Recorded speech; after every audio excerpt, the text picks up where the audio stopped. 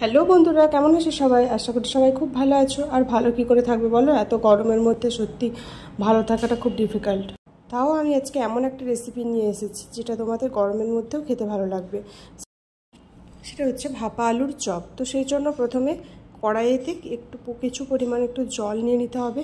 জলটা খানিকক্ষণ একটু গরম হওয়ার পর আমাদের কেটে রাখা আলুর টুকরোগুলোকে দিয়ে দিতে হবে। তারপর পরিমাণ মতো লবণ দিতে হবে, যাতে সেদ্ধটা হওয়ার সময় ভেতরে একটু লবণ ঢোকে। তারপর সেদ্ধ হওয়ার পর দেখো এরকমভাবে দেখে নিতে হবে যে আলুগুলো ঠিকঠাক সেদ্ধ হয়েছে কিনা।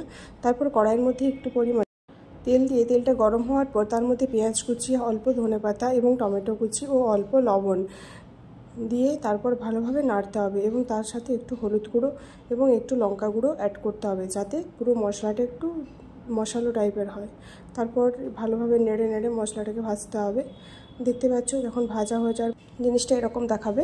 তো তারপর আমাদের যে সেদ্ধ করা আলু ছিল সেটাকে ভালো করে ধেসে নিতে হবে। তারপর ধনেপাতা কুচি, তারপর গোলমরিচ গুঁড়ো দিতে হবে, তারপর স্বাদ মতো নুন, তারপর যে কর্নফ্লাওয়ার পাওয়া যায় সেই কর্নফ্লাওয়ার দিতে হবে, একটু বেশি পরিমাণ দিতে হবে, তাহলে ওটা একটু খাস্তা হবে। তারপর যে আমরা গ্রেভিটা তৈরি করেছিলাম ওই গ্রেভিটা দিতে হবে। তারপর পুরো আলুটাকে ভালোভাবে মাখতে হবে, যাতে পুরো মশলাটা ভালোভাবে মাখানো হয়। তো মাখানো হয়ে গেলে সে আলুটাকে অল্প অল্প করে হাতে চেপে চেপে এরকম করে একটা শেপ আনতে হবে। শেপটা আনার পর অল্প একটু স্টাইলিশ দেখানোর জন্য সেটাকে একটু ছড়িয়ে করে এবার ডিজাইন করে দিলে তাহলে ভাজার সময় খেতেও মুচমুচে হয়। এরকমভাবে সেভ করে নিতে হবে আমাদের প্রত্যেকটাকে। কড়াইয়ের মধ্যে তেলটি গরম হওয়ার পর একটার পর একটা করে ছেড়ে দিতে হবে। দেখবে যেন তেলটা পুরো একবারে গরম হয়, নাহলে আলুগুলো ভেঙে যেতে পারে।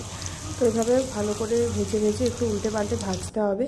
দেখবে ভাজার পর কালারটা খুব সুন্দর আসছে। অল্প ভেজেই তুলে নিতে হবে, বেশিক্ষণ ভাজলে কিন্তু জিনিসটা অতটা ভালো লাগবে না। অল্প ভাজলেই জিনিসটা পুরো ক্রিস্পি ক্রিস্পি লাগবে। তো দেখতে পাচ্ছ দেখতে যত না সুন্দর হয়েছে খেতেও আরও সুন্দর হয়েছে।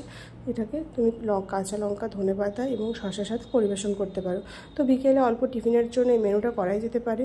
তো আমার রেসিপিটা যদি সত্যি ভালো লেগে থাকে তাহলে প্লিজ লাইক, কমেন্ট, শেয়ার করো আর ভিডিওটা বেশি বেশি একটু ভাইরাল করো।